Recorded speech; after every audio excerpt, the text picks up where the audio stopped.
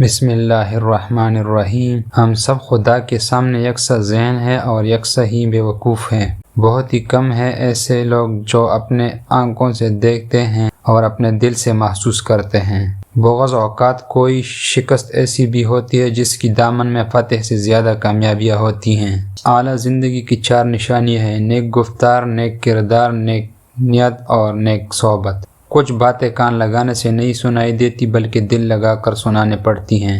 جب گھریلو فیصلے کرنے کے لیے باہر کی بندی کی ضرورت پڑ جائے تو سمجھ لے کہ آپ کے خاندان تباہ ہو چکا ہے۔ خود سے کمزور لوگوں کی عزت کرنا شروع کر دو، اللہ تعالیٰ طاقتور لوگوں سے تمہاری عزت کروانا شروع کر دے گا۔ جب سایہ قد سے بڑا اور باتیں اوقات سے بڑی ہونے لگے تو سمجھ جاؤ کہ سورج غروب ہونے والی ہیں۔ دنیا میں سب سے زیادہ دولت اس کے پاس ہے جس کی ماں زندہ ہے۔ علم اپنے رب کو سمجھنے کا نام ہے، باقی سب تو رزق کمانے کا فن ہے۔